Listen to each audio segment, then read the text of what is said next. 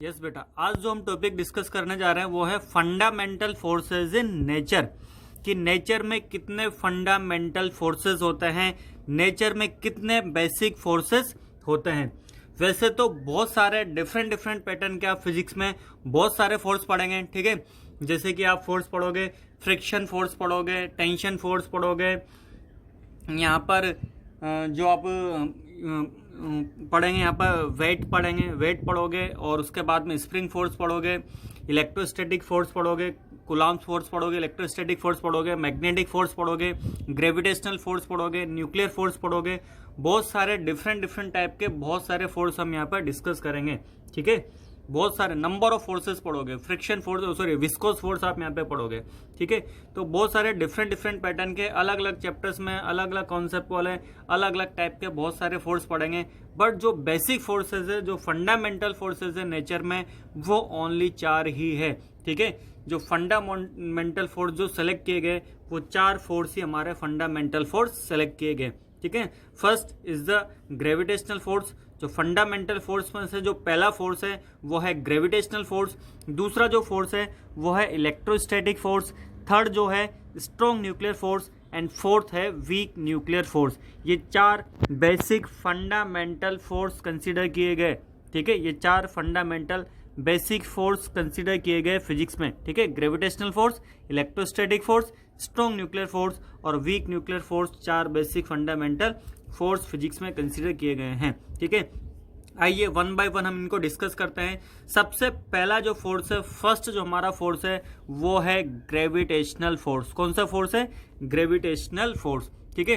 तो gravitational force जो होता है वो किसके बीच में फोर्स होता है? तो gravitational force is the force between 2 masses. 2 मास के बीच में लगने वाला फोर्स, उसको हम बोलते हैं ग्रेविटेशनल फोर्स। 2 मास के बीच में जो लगने वाला फोर्स है उसको हम बोलते हैं ग्रेविटेशनल फोर्स। इस ग्रेविटेशनल फोर्स की जो डिस्कवरी है वो साइंटिस्ट न्यूटन ने की है, ठीक है। न्यूटन के अकॉर्डिंग इस दुनिया में हर ऑब्जेक्ट किसी दूसरे ऑब्जेक्ट के ऊपर फोर्स एक्सर्ट करता है और उस फोर्स को हम बोलते हैं ग्रेविटेशनल फोर्स। हर मास किसी दूसरे मास के ऊपर फोर्स एक्सर्ट करता है, उसको हम बोलते हैं ग्रेविटेशनल फोर्स। तो basically gravitational force is the force between 2 masses, ठीक है। अब 2 मास के बीच में लगने वाला ग्रेविटेशनल फोर्स कितना है? इसके लिए let us consider 2 masses m1 and m2 separated by some distance small r. So according to Newton, the force of gravitation between these 2 masses is directly proportional to the product of masses and inversely proportional to the square of distance between the masses, ठीक है। Newton के according इन दोनों मास के बीच में जो लगने वाला जो ग्रेविटेशनल फोर्स है वो इन दोनों मास के प्रोडक्ट के डायरेक्टली प्रोपोर्शनल टू है, और इन दोनों के सेंटर के बीच की जो डिस्टेंस है, इन दोनों के सेंटर के बीच की जो डिस्टेंस है, इस डिस्टेंस के स्क्वायर के इनवर्सली प्रोपोर्शनल टू होता है। अगर हम इन दोनों को कंबाइन करें तो F is directly proportional to m1 m2 upon R square होगा। और प्रोपोर्शनलिटी का साइन अगर हम यहाँ पे रिमूव करते हैं, जब भी फिजिक्स में प्रोपोर्शनलिटी का साइन रिमूव करते हैं तो कांस्टेंट आता है, तो यहाँ पर एक कांस्टेंट आता है g m1 m2 upon R square, ठीक है। यहाँ पर कांस्टेंट जो न्यूटन ने लिया है g, तो फॉर्मूला हमारा हो गया g m1 m2 are square. और यहाँ पर g की वैल्यू क्या होती है? यहाँ पर g की वैल्यू होती है 6.6 इंटू 10 की पावर -11। यहाँ पर जो g की वैल्यू होती है वो 6.6 इंटू 10 की पावर -11, इसकी यूनिट होती है newton into metre square upon kilogram का स्क्वायर। जो g की जो यूनिट होती है वो newton into metre square upon kilogram का स्क्वायर। और g को हम यहाँ पर बोलते हैं यूनिवर्सल ग्रेविटेशनल कांस्टेंट, ठीक है। क्लियर हुआ? तो कैपिटल जी की वैल्यू होती है वो होती है 6.6 इंटू 10 की power -11 newton into metre square upon kilogram का square, and this is called universal gravitational constant. इसको हम बोलते हैं यूनिवर्सल ग्रेविटेशनल कांस्टेंट, ठीक है। क्लियर हुआ? सो 2 मास के बीच में लगने वाला फोर्स जो ग्रेविटेशनल फोर्स है वो g m1 m2 upon R square होता है, ठीक है। नेक्स्ट, जो इस ग्रेविटेशनल फोर्स की जो रेंज होती है, तो range of gravitational force is the infinity, ठीक है। ग्रेविटेशनल फोर्स की रेंज इन्फिनिटी होती है। कितनी होती है? इन्फिनिटी। इन्फिनिटी का मतलब 2 मास के बीच में कितनी डिस्टेंस रहे जब तक ये ग्रेविटेशनल फोर्स लगेगा। तो इन्फिनिटी डिस्टेंस तक 2 मास एक दूसरे के ऊपर फोर्स लगाते हैं। कितनी भी 2 ऑब्जेक्ट के बीच में डिस्टेंस हो वो एक दूसरे के ऊपर फोर्स लगाएंगे। ठीक है, फॉर एग्जांपल यहाँ पे जो ये नोटबुक है ये मून को भी फोर्स लगा रही है, ये सन को भी फोर्स लगा रही है, ये स्टार को भी फोर्स लगा रही है। ठीक है, क्लियर हुआ। तो दो ऑब्जेक्ट के बीच में, दो मास के बीच में डिस्टेंस कुछ भी हो, वो एक दूसरे के ऊपर फोर्स एक्सर्ट करते हैं। ठीक है, सो range of gravitational force is the infinity. Now gravitational force is the weakest force in nature. ये नेचर में सबसे वीक फोर्स होता है। जो ग्रेविटेशनल फोर्स होता है वो नेचर में सबसे वीक फोर्स होता है। It is the weakest force in nature. Weakest force क्यों होता है? क्योंकि इसकी रेंज ज़्यादा है। ठीक है, जैसे यहाँ पर ये नोटबुक है, ये नोटबुक मैं बोल रहा हूँ कि स्टार्स को फोर्स एक्सर्ट कर रही है, सन को फोर्स एक्सर्ट कर रही है, तो इनके बीच का सेपरेशन काफ़ी ज़्यादा होने की वजह से यहाँ पर ये हमारा वीकेस्ट फोर्स है नेचर में। एक और चीज़ हम यहाँ पर बोलते हैं कि जब दो ऑब्जेक्ट एक दूसरे को अट्रैक्ट कर रहे हैं तो एक दूसरे की तरफ आते क्यों नहीं है। ठीक है, जैसे ये पेन है और ये हमारा कैप है। ठीक है, न्यूटन के अकॉर्डिंग ये दो डिफरेंट ऑब्जेक्ट एक दूसरे को अट्रैक्ट कर रहे हैं, तब ये अट्रैक्ट कर रहे हैं तो एक दूसरे की तरफ क्यों नहीं आ रहे? तो उसको ना आने का रीजन यही है कि ग्रेविटेशनल फोर्स इतना वीक है, इतना कमजोर फोर्स होता है कि अट्रैक्ट तो कर रहे हैं लेकिन ये एक दूसरे के पास नहीं आ रहे। इतना वीक फोर्स होता है कि अट्रैक्ट तो कर रहे हैं लेकिन ये एक दूसरे के पास नहीं आ रहे। So gravitational force is the weakest force in nature. Nature में सबसे वीक फोर्स होता है ग्रेविटेशनल फोर्स। ठीक है, क्लियर हुआ। The nature of gravitational force is always attractive. ठीक है, ग्रेविटेशनल फोर्स हमेशा अट्रैक्टिव होता है। दो मास एक दूसरे को हमेशा अट्रैक्ट ही करेंगे, रिपेल कभी नहीं करेंगे। So gravitational force is always attractive in nature. ठीक है, next is the mediating particle of gravitational force is graviton.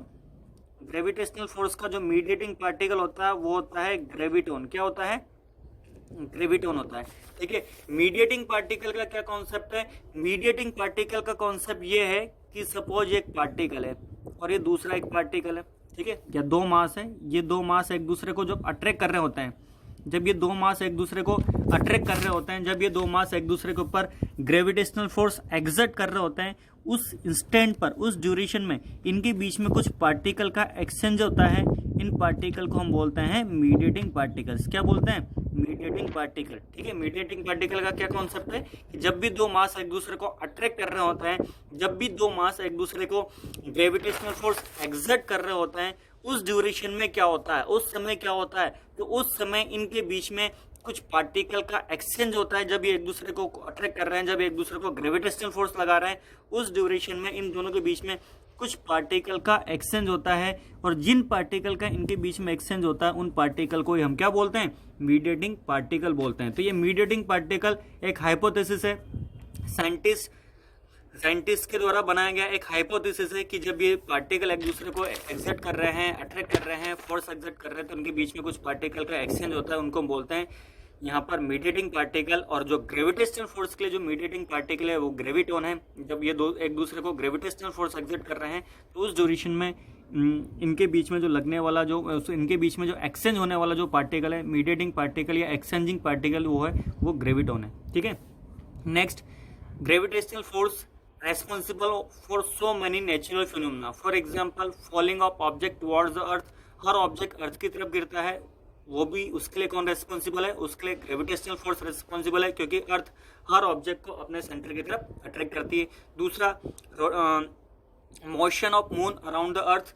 अर्थ के सराउंडिंग में जो मून रिवॉल्व करता है वो भी ग्रेविटेशनल फोर्स की वजह से रिवॉल्व करता है। Next, motion of planets around the sun. Sun के सराउंडिंग में जो प्लैनेट्स रिवॉल्व करते हैं वो भी ग्रेविटेशनल फोर्स की वजह से ही रिवॉल्व करते हैं। ठीक है, यस। नेक्स्ट फोर्स हमारा, जो नेक्स्ट फंडामेंटल फोर्स हमारा, सेकंड फंडामेंटल जो फोर्स है वो है इलेक्ट्रोस्टैटिक फोर्स। हमने यहाँ पर डिस्कस किया था कि नेचर में 4 फंडामेंटल फोर्सेज होते हैं। ठीक है, फर्स्ट हमारा gravitational force, second electrostatic force, third हमारा स्ट्रॉन्ग न्यूक्लियर फोर्स और फोर्थ हमारा वीक न्यूक्लियर फोर्स। तो जो सेकंड हमारा फंडामेंटल फोर्स है नेचर में वो है इलेक्ट्रोस्टैटिक फोर्स। तो इलेक्ट्रोस्टैटिक फोर्स किसके बीच में लग रहा है? Electrostatic force is the force between two charges. दो चार्ज के बीच में लगने वाला जो फोर्स होता है उसको हम बोलते हैं इलेक्ट्रोस्टैटिक फोर्स। ठीक है, दो चार्ज के बीच में लगने वाला जो फोर्स होता है उसको हम बोलते हैं इलेक्ट्रोस्टैटिक फोर्स। दो मास के बीच में लगने वाले फोर्स को सिमिलर, जिसे हम ग्रेविटेशनल फोर्स बोलते हैं, सिमिलरली दो चार्ज के बीच में लगने वाले फोर्स को हम इलेक्ट्रोस्टैटिक फोर्स बोलते हैं। सो electrostatic force is the force between two charges. अब दो चार्ज के बीच में फोर्स कितना लगता है ये हम कूलम्ब्स लॉ से बताते हैं। तो Consider two charges Q1 and Q2 separated by some distance small r. Then according to Coulomb's law, the force of attraction or repulsion between these two charges is directly proportional to the product of charges and inversely proportional to the square of distance between the charges. ठीक है, इन दोनों के बीच में, इन दोनों charge के बीच में जो लगने वाला फोर्स है वो इन दोनों के जो चार्ज के जो प्रोडक्ट है उसके डायरेक्टली प्रोपोर्शनल टू होता है, और इन दोनों के बीच के जो डिस्टेंस है उस डिस्टेंस के स्क्वायर के इनवर्सली प्रोपोर्शनल टू होता है. अगर हम इन दोनों को कंबाइन करें तो F इज डायरेक्टली प्रोपोर्शनल हो जाएगा Q1 Q2 upon R square. ठीक है, और F इज इक्वल टू, जब भी फिजिक्स में प्रोपोर्शनल टू का साइन रिमूव करते हो तो यहाँ पर कांस्टेंट आता है, क्या हो जाएगा F equal to K Q1 Q2 upon R square. F is equal to क्या हो जाएगा, F इज इक्वल हो जाएगा K Q1 Q2 upon R square. ठीक है, प्रोपोर्शनल टू का साइन रिमूव करेंगे तो यहाँ पर एक कांस्टेंट आएगा K, तो F is equal to K Q1 Q2 upon R square हो गया. और यहाँ पर K क्या है, यार K is equal to 9 into 10⁻⁹.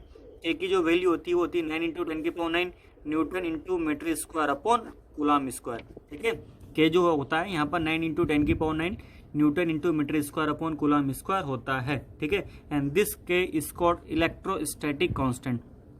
इस K को जो हम बोलते हैं इलेक्ट्रोस्टैटिक कांस्टेंट बोलते हैं, या हम इसको कूलम्स कांस्टेंट भी बोलते हैं, क्योंकि साइंटिस्ट कूलम ने ये रूल बनाया, कूलम ने ये फॉर्मूला बताया, इसलिए हम इसको कूलम्स कांस्टेंट भी बोलते हैं. ठीक है, तो दो चार्ज के बीच में जो इलेक्ट्रोस्टैटिक फोर्स होता है वो इन दोनों चार्ज के मैग्नीट्यूड के प्रोडक्ट के डायरेक्टली प्रोपोर्शनल होता है, और इन दोनों के बीच का जो सेपरेशन है उस सेपरेशन के स्क्वायर के इनवर्सली प्रोपोर्शनल होता है.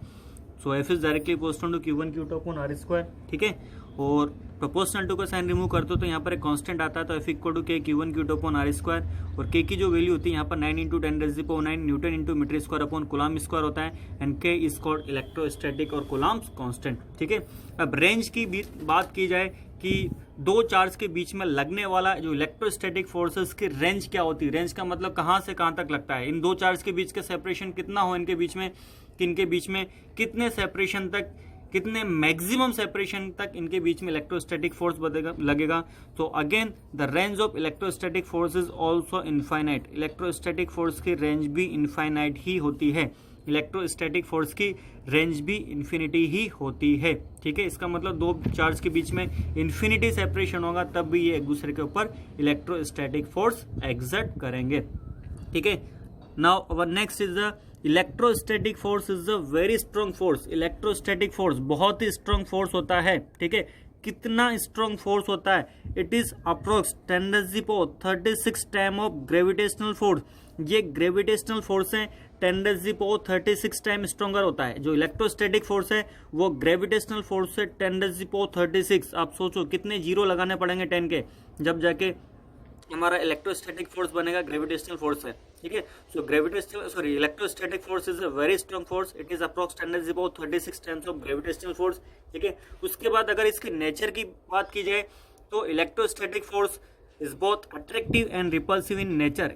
ठीक है, जो इलेक्ट्रोस्टैटिक फोर्स है इसकी नेचर अट्रैक्टिव भी होती है और इसकी नेचर रिपल्सिव भी होती है. ठीक है, जो इलेक्ट्रोस्टैटिक फोर्स है इसकी नेचर अट्रैक्टिव भी होती है और इसकी नेचर रिपल्सिव भी होती है. ठीक है, क्यों, क्योंकि अगर दोनों चार्ज अगर हमारे पॉजिटिव है या दोनों चार्ज नेगेटिव है, सिमिलर चार्ज है, तो ये एक दूसरे को रिपेल करेंगे. बट दो अपोजिट चार्ज है, एक पॉजिटिव और एक नेगेटिव है, तो ये एक दूसरे को अट्रैक्ट करेंगे. ठीक है, तो अट्रैक्टिव और रिपल्सिव दोनों ही नेचर होती है. All intermolecular forces are electrostatic. जितने भी इंटरमोलिकुलर फोर्सेज होते हैं, इंटरमोलिकुलर फोर्सेज का मतलब दो मॉलिक्यूल्स के बीच में लगने वाले फोर्स, जितने भी फोर्स होते हैं all of these are electrostatic forces. जितने भी इंटरमोलिकुलर फोर्सेज होते हैं सारे के सारे इलेक्ट्रोस्टैटिक फोर्स होते हैं, क्योंकि मॉलिक्यूल्स के अंदर एटम होता है, एटम के अंदर चार्ज होता है, और दो मॉलिक्यूल के बीच में लगने वाला फोर्स का मतलब दो चार्ज के बीच में लगने वाला फोर्स, और दो चार्ज के बीच में लगने वाला फोर्स इलेक्ट्रोस्टैटिक फोर्स होता है. इसका मतलब जितने भी इंटरमोलिकुलर फोर्सेज होते हैं वो सारे के सारे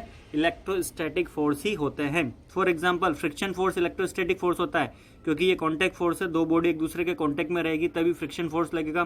ठीक है, इंटरमोलिकुलर फोर्सेज है. नॉर्मल रिएक्शन, टेंशन फोर्स, जितने भी फोर्सेज है ये सारे इंटरमोलिकुलर फोर्सेज है, and these are also electrostatic in nature. और mediating particle for electrostatic force is photon. Electrostatic force के लिए मीडिएटिंग पार्टिकल हमारा फोटोन होता है. मीडिएटिंग पार्टिकल का मतलब अभी मैंने जस्ट आपको बताया कि दो चार्ज जब एक दूसरे के ऊपर दो चार्ज जब एक दूसरे के ऊपर इलेक्ट्रोस्टैटिक फोर्स एग्जर्ट कर रहे होंगे, उस ड्यूरेशन में उस इंस्टेंट पर क्या हो रहा होगा, उस इंस्टेंट के बीच में इनके बीच में कुछ पार्टिकल का एक्सचेंज हो रहा होगा, जिनको हम एक्सचेंज पार्टिकल या मीडिएटिंग पार्टिकल बोलते हैं। And these exchange particle during this time are called photon. ठीक है, जो मीडिएटिंग पार्टिकल है इलेक्ट्रोस्टैटिक फोर्स के लिए वो फोटोन होते हैं। ठीक है।